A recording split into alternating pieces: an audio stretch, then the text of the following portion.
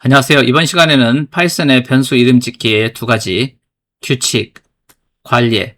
규칙은 룰이라고 하고 관례는 컨벤션이라고 합니다. 이 두 가지에 대해서 알아보도록 하겠습니다.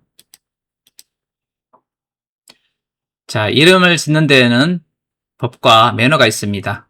마음대로 지을 수 있을 것 같지만 반드시 지켜야 될 두 가지가 있습니다. 첫 번째는 규칙입니다.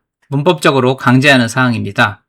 자, 이 부분을 어기면은 프로그램이 에러가 나고 아예 실행이 되지 않습니다. 그 다음에 관례, 컨벤션이 있습니다. 컨벤션은 개발자 간의 약속과 매너이기 때문에 안 지킨다고 해서 프로그램이 동작하지 않거나 하지는 않습니다. 그렇지만 다른 사람들이 코드를 읽기 불편해지기 때문에 전 세계 개발자들의 가독성을 위해서 약속을 하고 있습니다.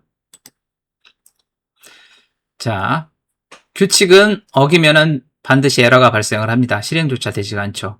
자, 문자, 숫자, 언더스코어라고 하는데 이 세 가지만 허용을 하고요. 특수문자 이런 것들 공백 사용할 수가 없습니다. 그리고 대소문자를 구분을 합니다. 그래서 AG, 대문자 A, 소문자 G 등등 이런 것들은 각각 별개의 변수로 취급을 합니다. 물론 언어에 따라서 같은 변수로 취급하는 경우도 있지만 파이썬에서는 대소문자를 구별한다 이렇게 보시면 되겠습니다. 그리고 숫자를 사용할 수 있다고 했지 숫자를 앞에 써도 된다고 하지는 않았습니다. 숫자는 첫 자는 무조건 이와 같이 앞에 올 수가 없습니다. 그래서 3, 애플과 같은 변수는 오류를 일으킵니다. 그리고 예약어는 사용할 수 없습니다. 문법적인 키워드들을 예약어라고 하죠. if, for, while 등등등등이 있는데 오류가 나면은 그게 예약어구나 그렇게 아시면 되겠습니다.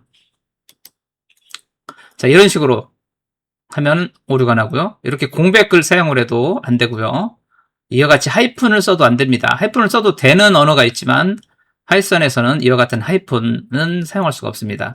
그리고 이와 같은 if문은 예약어인데 사용할 수가 없죠. 이런 경우에는 다 신텍스 에러가 발생을 합니다. 자, 그 다음에 이제 컨벤션 관례에 대해서 알아보도록 하겠습니다. 이거는 반드시 지켜야 되는 건 아니지만 지키는 게 좋겠습니다. A, B 이런 식으로 값을 담는데 당장 할당하기는 편하고 이름 짓기는 편할지 모르겠지만 코드가 길어지면은 이게 무엇을 의미하는지 이해할 수 없는 단계에 이르게 됩니다. 그래서 이와 같이 파이 3.14 이거는 전화번호니까 폰 넘버 폰과 넘버에서 여기서 두 개의 문자열이 이어지니까 공백은 사용할 수 없으니까 보통 언더스코어, 언더바를 사용을 하게 됩니다.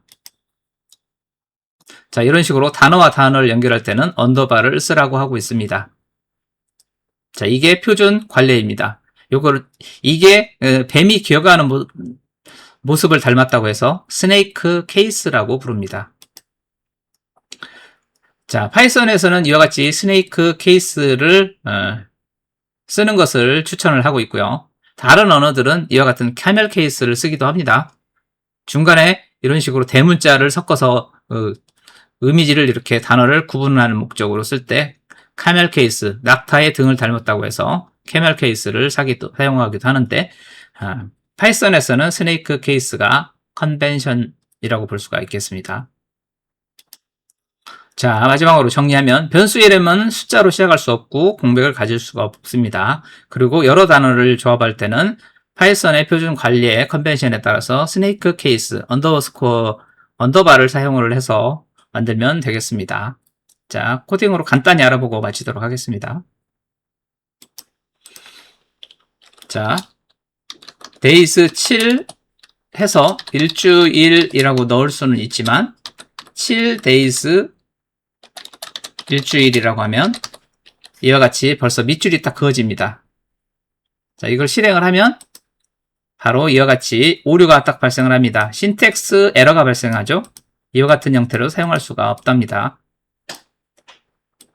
디시멀 리터럴이 앞에 오면 안 된다는 거죠. 그래서 이런 경우 안 되고 그 다음에 apple, 애플, 사과, apple, 배